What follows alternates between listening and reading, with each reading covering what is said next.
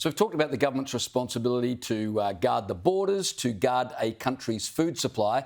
By any measure, they're doing a terrible job on both of those. And when it comes to education, they're not doing much better either. A study found more than half the English texts being studied by Victorian Year 12 students promote woke identity politics. Surprise, surprise. The IPA did a study and found 19 of the 36 texts on the reading list are woke or social justice ideology texts grounded in critical race theory or critical gender theory, and teachers are required to select these texts by Australian authors, but of the 17 Australian authored texts, 13 promote social justice ideology. Only 11 of the texts are non-ideological and only 6 are considered essential reading from the Western canon. Now, these books talk about things like the need for compensation for LGBTQ communities, the dispossession of Indigenous tribes, damages of masculinity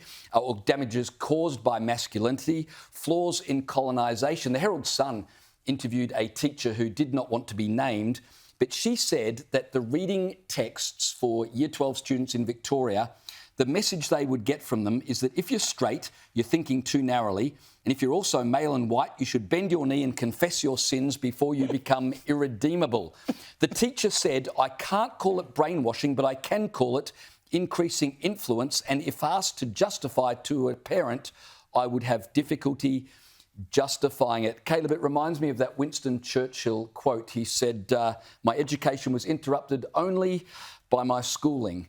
And that's exactly what seems to be happening in our country. Indeed, and the chickens are already coming home to roost. I mean, there was a survey by a university in Victoria last year that found the majority of students prefer to learn their history through the eyes of Indigenous people and refugees. They're not interested in the concepts of federation or the Anzacs anymore because they keep having these texts put in front of them. They keep having certain topics put in front of them by the teachers. It is endorsed not only by the individual schools and the individual teachers, it's endorsed by the state governments and the education system. And it has become so pervasive, so large, it is almost impossible to turn it around. Because even if you had an enterprising education minister who said, I wanted to do something about this, the teachers would kick up a stink, right? And we know how much power the teachers' union has. This has gone so far that I'm not sure it will ever be reversed, unfortunately. Well, it does seem impossible at this stage. I mean, progressives in the educational system are constantly trying to normalise this,